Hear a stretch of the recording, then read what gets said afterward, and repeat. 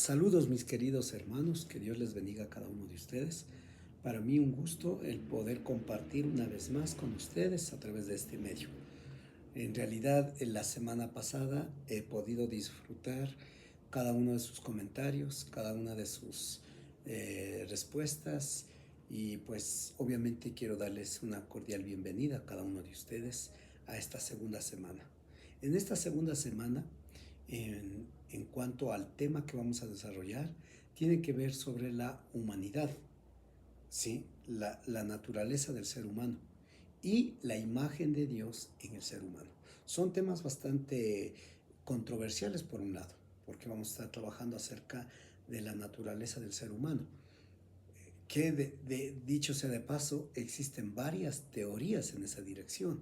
Y dos elementos que se adhieren a esto y que también ha generado diferentes teorías, pensamientos, posturas teológicas en esta dirección. La una tiene que ver con la naturaleza del ser humano y la imagen de Dios del ser humano, la imagen de Dios en el ser humano, y de otro lado también lo que tiene que ver con la naturaleza del ser humano y el pecado como tal.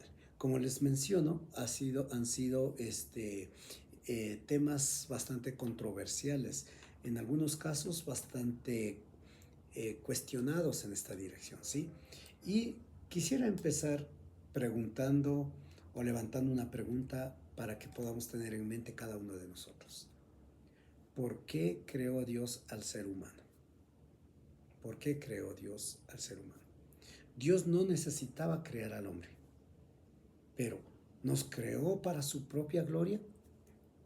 Dios no nos creó porque se sintiera solo o porque no había armonía en la Trinidad, puesto que había comunión y amor perfecto entre los miembros de la Trinidad y en el rendimiento de cuentas. Esto podemos ver según Juan 17, 2 al 24. Vemos ahí a Jesucristo hablando a través de la oración sacerdotal con su Padre y él dando cuenta de todo, había una claridad. Así que no es que había una situación difícil en la Trinidad, o no es que Dios se sentía solo y había una necesidad de crear al ser humano. Dios nos creó, Dios nos creó para su propia gloria. En Isaías 43, 7 dice: todos los llamados de mi nombre, para gloria mía, los he creado, los formé y los hice. Qué lindo pasaje este. Imagínense lo que dice Isaías 43, 7. Todos los llamados de mi nombre, para gloria mía, los he creado, los formé y los hice. En Efesios 1:11 dice: por medio de Cristo, Dios nos eligió desde un principio para que fuéramos suyos y recibiéramos todo lo que Él había prometido. Así lo había decidido Dios, quien siempre lleva a cabo sus planes perfectos. ¿Sí?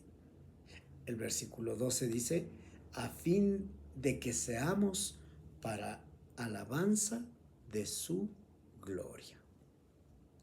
Ahora bien, en 1 Corintios capítulo 10, el verso 31 dice: hacedlo todo para la gloria de Dios. Entonces surge una pregunta para cada uno de nosotros, y esta pregunta tiene que ver con cuál es nuestro propósito en la vida. Nuestro propósito es cumplir la razón por la cual Dios nos creó.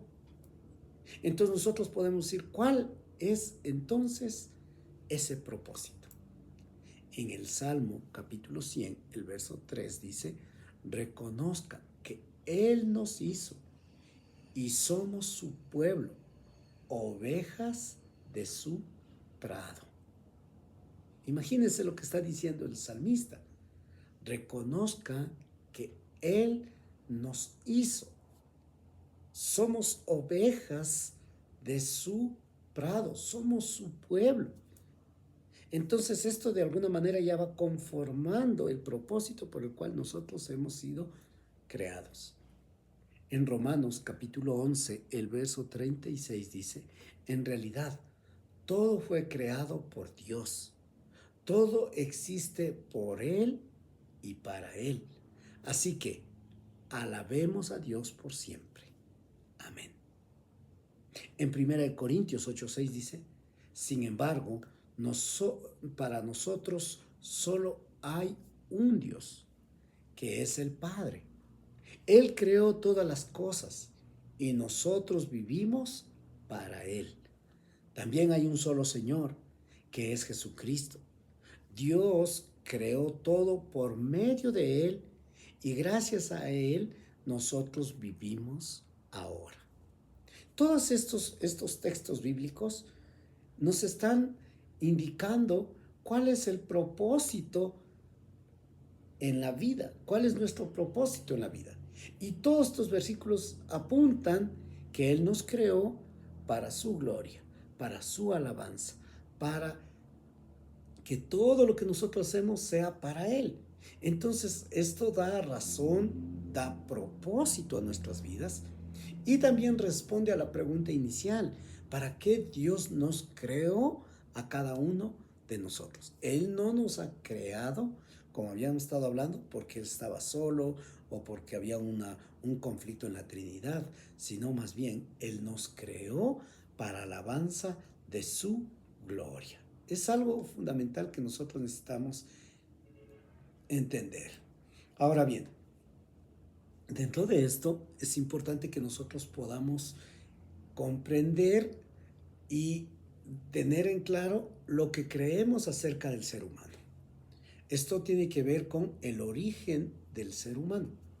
La explicación más profunda y más satisfactoria que jamás se haya ofrecido sobre el origen del ser humano es la que encontramos en el libro de Génesis, en el gran poema del amanecer, del capítulo 1 y en el capítulo siguiente.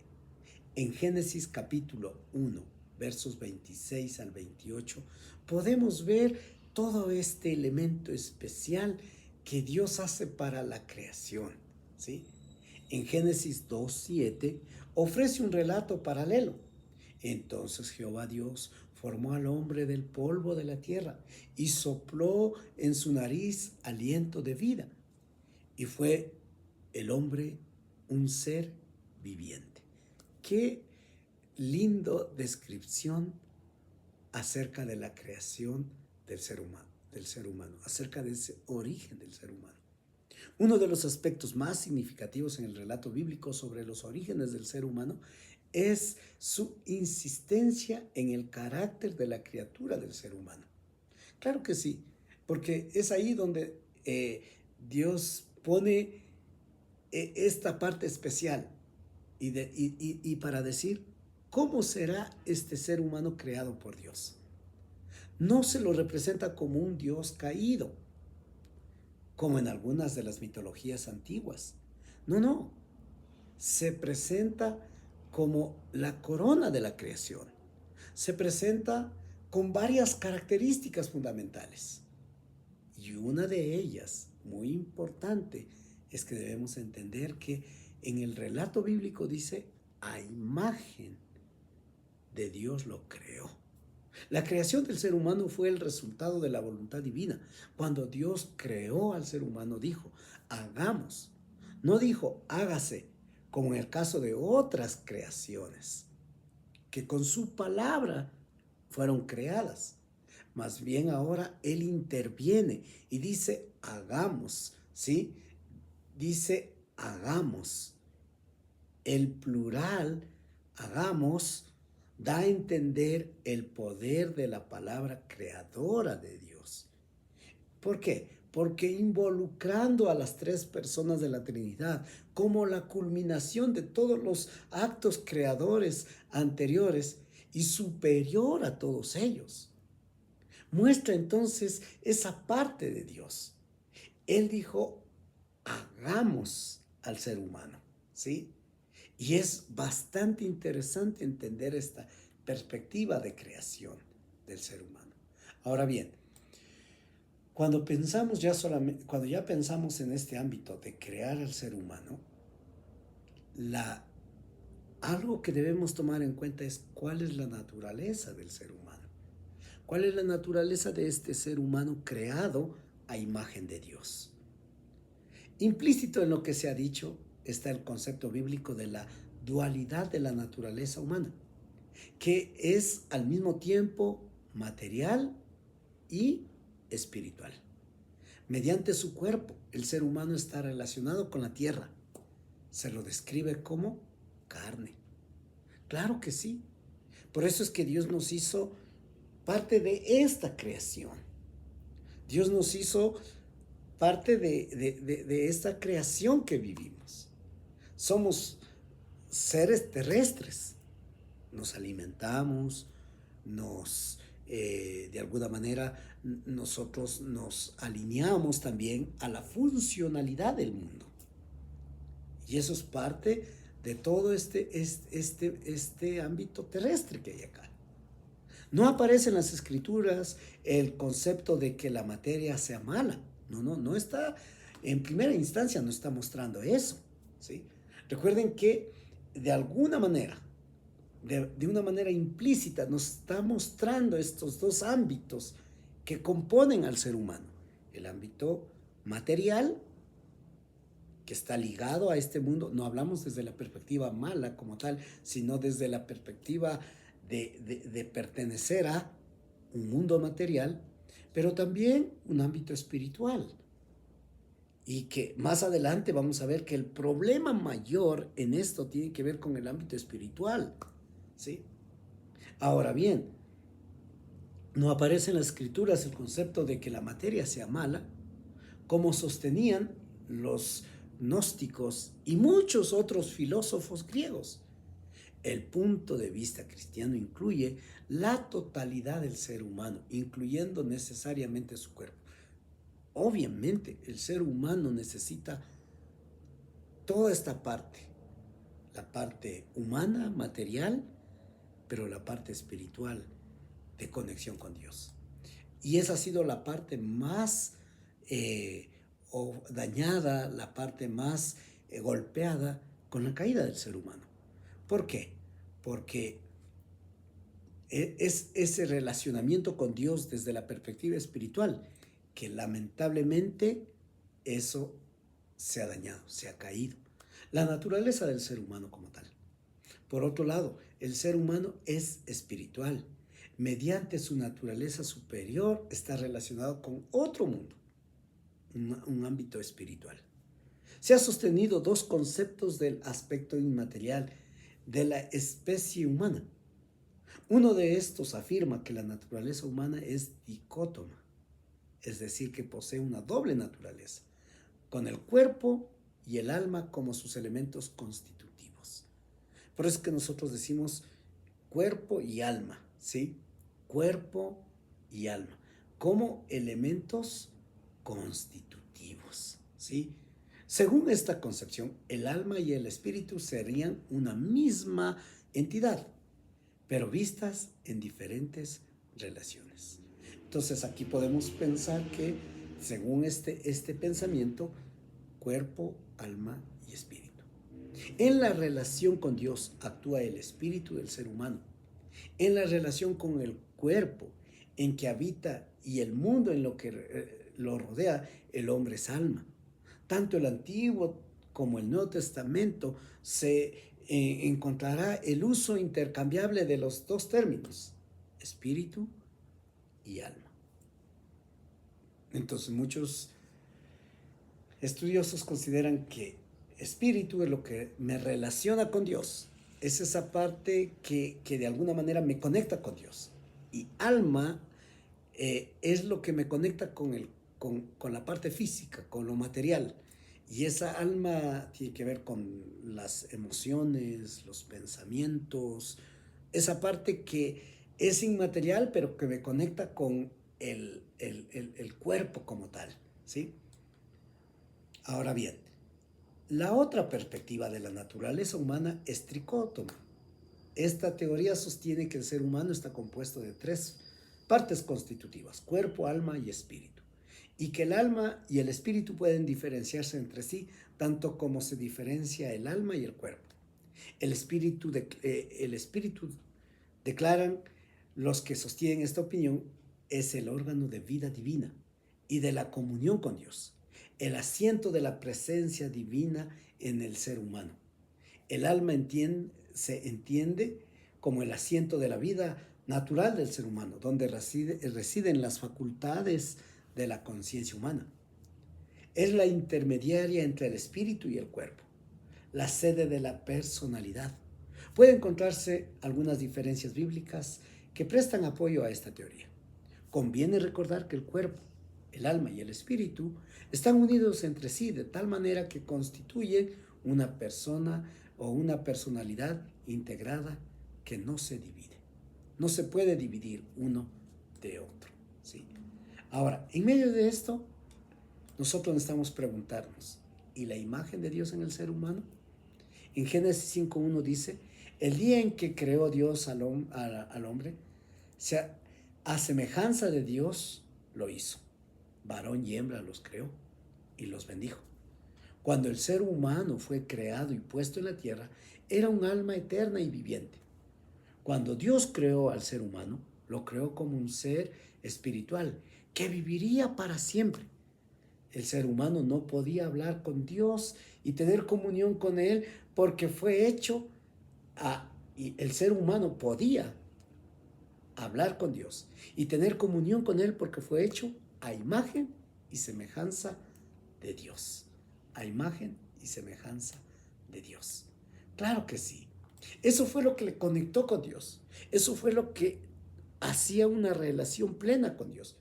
Esa parte de la imagen de Dios en el ser humano. Ahora, cuando hablamos de la imagen del ser humano, hablamos de la imagen de Dios, pero también hablamos de algo que se conoce como la imagen natural. La imagen natural de Dios en el ser humano tiene que ver con los elementos fundamentales de la personalidad o el yo. Todo lo que distingue la vida personal del ser humano de la vida de los animales forma parte de la imagen natural de Dios, como por ejemplo el intelecto, la conciencia, la capacidad de dirigirse por sí mismo a su vida moral, el presentimiento de la inmortalidad, los poderes relacionados de la inteligencia abstracta y todo ello, ¿sí? Forma parte de esa imagen natural de Dios. Todos estos forman parte de la semejanza con respecto a Dios, como reflejo finito de aquellas cualidades que en el Creador son la verdad, la belleza y las bondades infinitas de Dios. Ahora, cuando hablamos de esta parte de la imagen de Dios, hablamos de la imagen natural de Dios, pero también hablamos de la imagen moral de Dios. La imagen natural que Dios estampó en el ser humano puede resumirse en la palabra personalidad, pero la imagen moral, en cambio, se nos presenta en el contenido de la palabra santidad, o sea, en el carácter ético del ser humano. Este segundo término tiene que ver principalmente con el uso que hace el ser humano de los poderes que Dios, en su amor profundo, puso a su alcance. Primero, poseyendo la capacidad de la autodeterminación. El ser humano es responsable por el uso que haga de su libertad. Y a eso nosotros llamamos que Dios puso en el ser humano algo muy especial, ¿sí? Y es la parte de decisión personal. En segundo lugar, poseyendo efectos que se proyectan hacia los objetos de su agrado y elección. Es responsabilidad por la calidad de estos efectos, la elección que hacen ellos. Primero, Dios le dio la capacidad de autodeterminación para su elección, pero también Dios puso en él la capacidad de elección, ¿sí? Su responsabilidad sobre esa elección de lo que él decide. Pero tercero, poseyendo la capacidad intelectual, es responsable por el contenido de sus pensamientos y por el uso que haga de la acumulación de conocimientos que haya alcanzado. Eso significa que el ser humano tiene la capacidad intelectual de ir conociendo profundamente. Y eso hemos mirado nosotros. Eso hemos mirado a lo largo de la historia, cómo el ser humano ha sido capaz de conocer, de investigar y de alcanzar mucho conocimiento, ¿sí? Ahora, esa imagen moral en el ser humano también muestra que la imagen moral de Dios en el ser humano tiene que ver con las disposiciones y las tendencias que aloja en su corazón, que forman parte del carácter o de la calidad de la persona. Se trata de la corrección o la incorrección con la que haga uso de los poderes que ha sido dotado el ser humano. Otorga al ser humano su naturaleza moral y hace posible que posea santidad de carácter. ¿Sí? Puede el mismo ser humano elegir este ámbito especial y vivir en conexión con Dios. Orton Whaley define la santidad creada como una inclinación o tendencia espontánea hacia lo bueno, disposición interna siempre a lo correcto o a lo recto. Esto incluyó también un entendimiento claro de Dios y de lo espiritual. Podemos hacer 3 observaciones afines a este estado de santidad primitiva. No fue una mera posibilidad de santidad. No fue una santidad ética, sino un estado caracterizado por la presencia continua del Espíritu Santo en la vida del ser humano. ¿Sí? Eso fue al inicio, eso fue lo que Dios implantó en el ser humano. ¿Sí? Que a eso nosotros también hablamos de una santidad primitiva. La santidad primitiva no era solamente una mera posibilidad de santificación, una naturaleza libre tanto de pecado como de la virtud. Era una rectitud positiva del alma, que se caracterizaba por la tendencia espontánea a obedecer la justicia y rechazar la injusticia. Por otro lado, no era una santidad ética. La santidad de Adán no era un resultante de su elección moral, no. Era una santidad natural y no una santidad que tuviera como origen el ejercicio de la capacidad de elección personal entre el bien y el mal. Claro que sí. Por eso es que ellos estaban de alguna manera direccionados a trabajar y hacer lo que Dios les había pedido, pero también con una capacidad de elección. ¿Sí? La presencia del Espíritu Santo era para Adán, en primer lugar, la presencia del Espíritu Santo para Adán, como para cualquier otro ser humano, era la fuente de su santidad. Caminaba y conversaba con Dios en una bienaventurada e íntima comunión con el Espíritu. La presencia del Espíritu Santo era, por lo tanto, un elemento original y duradero de la santidad humana. Tal como lo señala John Milley, solamente así puede uno darse cuenta de la naturaleza exacta de la depravación humana. La caída del ser humano fue solamente una pérdida de la condición subjetiva de santidad, sino que involucró además la corrupción de la naturaleza humana.